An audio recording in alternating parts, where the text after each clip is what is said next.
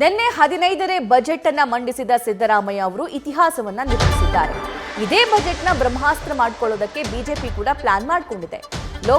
Lok Sabha election ಹೊಸ್ತಿಲಲ್ಲೇ ಇಕ್ಕಟ್ಟಿಗೆ ಸಿಲುಕಿಸುವಂತಹ ತಂತ್ರ ಇದಾಗಿದೆ. ಸಿದ್ದರಾಮಯ್ಯ ಬಜೆಟ್ನ ಹೇಗೆ ಬ್ರಹ್ಮಾಸ್ತ್ರ ಮಾಡಿಕೊಳ್ಳುತ್ತೆ ಹಾಗಾದ್ರೆ ಬಿಜೆಪಿಗೆ ಸಿಕ್ಕಿರುವಂತಹ ಆ ಬಜೆಟ್ ಬ್ರಹ್ಮಾಸ್ತ್ರವಾದು ಯಾವುದು? ಕೆಲವೇ ಕ್ಷಣದಲ್ಲಿ ನಮ್ಮ ಸೀನಿಯರ್ ಕರೆಸ್ಪಾಂಡೆಂಟ್ ಈ ಬಗ್ಗೆ ಮಾಹಿತಿಯನ್ನು ನೀಡ್ತಾ ಹೋಗ್ತಾರೆ. 15ನೇ ಬಜೆಟ್ ಮಂಡಿಸಿರುವಂತಹ ಖುಷಿಯಲ್ಲಿ ಸಿದ್ದರಾಮಯ್ಯ ಅವರಿದ್ದಾರೆ. ಸಾಮಾಜಿಕ ನ್ಯಾಯ ನಾವು ಒದಗಿಸಿಕೊಟ್ಟಿದ್ದೀವಿ ಅನ್ನುವಂತಹ ಮಾತನ್ನ ಹೇಳ್ಕೊಂಡು ಓಡಾಡ್ತಾ ಇದ್ದಾರೆ. ಆದರೆ ಇದೇ ಬಜೆಟ್ ಅನ್ನ ಅಸ್ತ್ರವಾಗಿಸಿಕೊಳ್ಳೋದಕ್ಕೆ ಬಿಜೆಪಿ ನಾಯಕರು ಕೂಡ ಸದ್ಯಕ್ಕೆ ಪ್ಲಾನ್ ಅನ್ನ ಮಾಡಿಕೊಂಡಿದ್ದಾರೆ.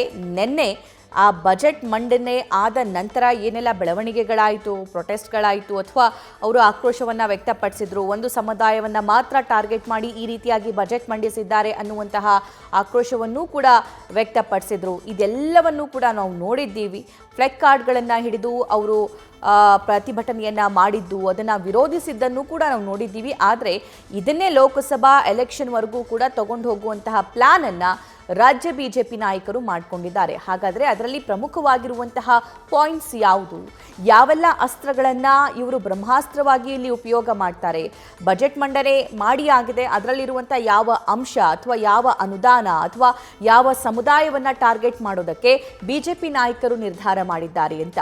ಕೇಂದ್ರದ ಬಜೆಟ್ ಮಂಡನೆ ಆದ ನಂತರ ರಾಜ್ಯಕ್ಕೆ ಬರಬೇಕಾಗಿರುವಂಥ ಪಾಲು ಬಂದಿಲ್ಲ, GST ಟ್ಯಾಕ್ಸ್ ನಾವು ಜಾಸ್ತಿ ಕಟ್ಟಿದ್ದೀವಿ, ಅದಕ್ಕೆ ಸನ್ಬೇಕಾಗಿರುವಂತಹ ಫಂಡ್ ನಮಗೆ ಬಂದಿಲ್ಲ ಅಂತ ಹೇಳಿ ಸಿದ್ದರಾಮಯ್ಯನವರು ಆದಿಯಾಗಿ ಎಲ್ಲ ಕಾಂಗ್ರೆಸ್ನ ನಾಯಕರು ಪ್ರತಿಭಟನೆಯನ್ನ ಮಾಡಿದ್ದನ್ನು ನಾವು ಗಮನಿಸಿದ್ದೀವಿ. ರಾಜ್ಯದಲ್ಲಿ ಸಾಲದಕ್ಕೆ ದೆಹಲಿಗೂ ಕೂಡ ಹೋಗಿ ಪ್ರತಿಭಟನೆಯನ್ನ ಮಾಡಿದ್ರು.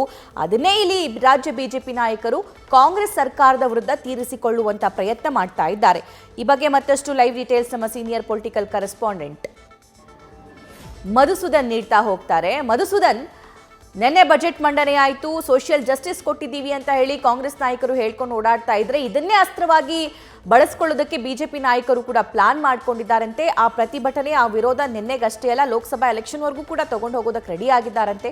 ಹಾಗಾದ್ರೆ ಯಾವೆಲ್ಲ ಅನುದಾನದ ಅಥವಾ ಯಾವೆಲ್ಲ ಯೋಜನೆಗಳನ್ನ ಪಾಯಿಂಟ್ ಔಟ್ ಮಾಡೋದಕ್ಕೆ ರೆಡಿ ಆಗಿದ್ದಾರೆ? ಸಭಾ, ನಿಜಕ್ಕೂ ಈಗ ರಾಜ್ಯ ಸರ್ಕಾರ ನಿನ್ನೆ ಏನು ಬಜೆಟ್ನ ಮಂಡನೆ ಮಾಡಿದೆ, ಅದರಲ್ಲೂ ಪ್ರಮುಖವಾಗಿ ದಾಖಲೆಯ ಬಜೆಟ್ನ ಮಂಡನೆ ಮಾಡಿರೋ ಅಂತ ಸಿದ್ದರಾಮಯ್ಯನವರು 14 ಬಜೆಟ್ ಮುಗಿಸಿ ನಿನ್ನೆ 15ನೇ ಬಜೆಟ್ನ ಮಂಡನೆ ಮಾಡಿದ್ದಾರೆ. ಇದರ ಮುಂದುವರೆದ ಭಾಗವಾಗಿ ಸರ್ಕಾರಕ್ಕೆ ಕಿವಿ ಹಿಂಡುವಂಥ ಕೆಲಸ ಮಾಡಬೇಕಲ್ಲ ಅಧಿಕೃತ ವಿಪಕ್ಷವಾಗಿ. ಅದಕ್ಕೆ ಬಿಜೆಪಿ ಒಂದು ಮಾಸ್ಟರ್ ಪ್ಲಾನ್ನ ಮಾಡಿಕೊಂಡಿದೆ.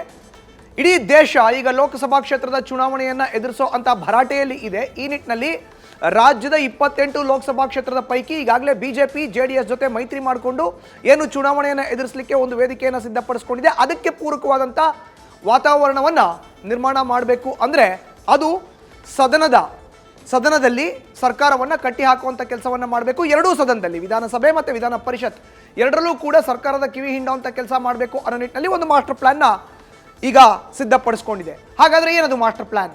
ನಿನ್ನೆಯಷ್ಟೇ ರಾಜ್ಯದಲ್ಲಿ ಬಜೆಟನ್ನು ಮಂಡನೆ ಮಾಡಿರೋ ಅಂತ ಸಿದ್ದರಾಮಯ್ಯನವರು ಈ ಹಿಂದೆ 2023 ರಾಜ್ಯ ಸಾರ್ವತ್ರಿಕ ವಿಧಾನಸಭಾ ಕ್ಷೇತ್ರದ ಚುನಾವಣಾ ಹೊಸ್ತಿಲಿನಲ್ಲಿ ಕಾಂಗ್ರೆಸ್ ಪಕ್ಷದಿಂದ ಘೋಷಣೆ ಆಗಿರೋ ಅಂಥ ಗ್ಯಾರಂಟಿಗಳಿಗೋಸ್ಕರ 52,000 ಕೋಟಿ ರೂಪಾಯಿಗಳನ್ನ ತಮ್ಮ ಬಜೆಟ್ನಲ್ಲಿ ಮೀಸಲಾಗಿಟ್ಟಿದ್ದಾರೆ. ಜೊತೆಗೆ ಅಲ್ಪಸಂಖ್ಯಾತರ ಕಲ್ಯಾಣಕ್ಕೋಸ್ಕರ, ಅಲ್ಪಸಂಖ್ಯಾತರ ಅಭಿವೃದ್ಧಿಗೋಸ್ಕರ ವಿವಿಧ ಇಲಾಖೆಗಳಲ್ಲಿ, ವಿವಿಧ ಆಯಾಮಗಳಲ್ಲಿ ತಮ್ಮದೇ ಆದಂಥ ಒಂದಿಷ್ಟು ಅನುದಾನವನ್ನು ಮೀಸಲಾಗಿ ಇಟ್ಟಿದ್ದಾರೆ. ಈ ಕಾರಣವನ್ನು ಈಗ ಪ್ರಶ್ನೆ ಮಾಡೋದು, ಹಾಗಾದರೆ ಸರ್ಕಾರದ ಪರ ಬಹುಸಂಖ್ಯಾತರು ಅಂದರೆ ಯಾರು ಸ್ವಾಮಿ? ಬಹುಸಂಖ್ಯಾತರಿಗೋಸ್ಕರ ನೀವೇನು ಮಾಡಿದಿರಿ? ರಾಜ್ಯ ಸರ್ಕಾರ ಬಹುಸಂಖ್ಯಾತರು ಅಂತ ಯಾರನ್ನ ಹೇಳ್ತಾ ಇದೆ? ಅಲ್ಪಸಂಖ್ಯಾತರ ಕಲ್ಯಾಣ, ಅಲ್ಪಸಂಖ್ಯಾತರ ಅಭಿವೃದ್ಧಿ ಅನ್ನೋ ಒಂದು ಪದವನ್ನು ಉಲ್ಲೇಖ ಮಾಡೋ ಅಂತ ರಾಜ್ಯ ಸರ್ಕಾರ ಬಹುಸಂಖ್ಯಾತರು ಅನ್ನೋದನ್ನ ಯಾರನ್ನ ಕರಿತಾ ಇದೆ? ಯಾರಿಗೋಸ್ಕರ ಅನುದಾನ ಮೀಸಲಿಟ್ಟಿದೆ? ಯಾವೆಲ್ಲ ಇಲಾಖೆಯಲ್ಲಿ ಅನುದಾನ ಮೀಸಲಿಟ್ಟಿದೆ? ಇಲ್ಲಿ ತನಕ ಬಹುಸಂಖ್ಯಾತರಿಗೆ ಕೊಟ್ಟಿರೋ ಅಂತ ಕೊಡುಗೆ ಆದರೂ ಏನು? ಬಹುಸಂಖ್ಯಾತರು ಅಂದರೆ ಯಾರು ಒಟ್ಟಾರೆಯಾಗಿ ಅದನ್ನು ನಮಗೆ ತಿಳಿಸಿ. ವಿಧಾನಸಭೆ ಮತ್ತು ವಿಧಾನ ಪರಿಷತ್ನಲ್ಲಿ ನಿಯಮ 330 ಅಡಿಯಲ್ಲಿ ಚರ್ಚೆಗೆ ಈಗಾಗಲೇ ವಿಧಾನಸಭೆಯಲ್ಲಿ ಸಭಾಧ್ಯಕ್ಷ UT ಖಾದರ್ ಅವ್ರಿಗೆ, ವಿಧಾನ ಪರಿಷತ್ನಲ್ಲಿ ಸಭಾಪತಿ ಬಸವರಾಜ ಹೊರಟ್ಟಿ ಅವ್ರಿಗೆ ನಿಯಮ 330 ಅಡಿಯಲ್ಲಿ ಪ್ರಶ್ನೆ ಮಾಡಲಿಕ್ಕೆ ಈಗ ಪ್ರಸ್ತಾವನೆಯನ್ನು ನೀಡಿದೆ.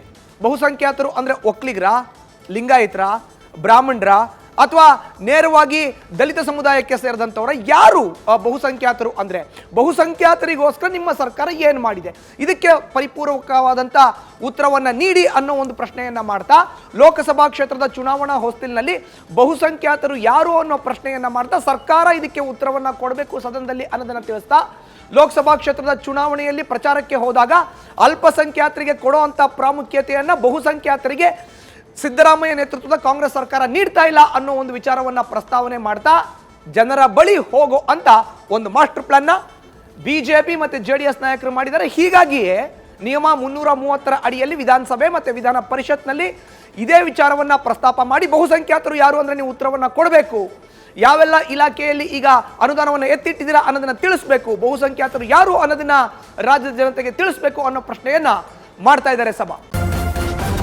ನ್ಯೂಸ್ ಫಸ್ಟ್ ನಿರ್ಭೀತಿಯಿಂದ ನಿಮ್ಮ ಪರವಾಗಿ.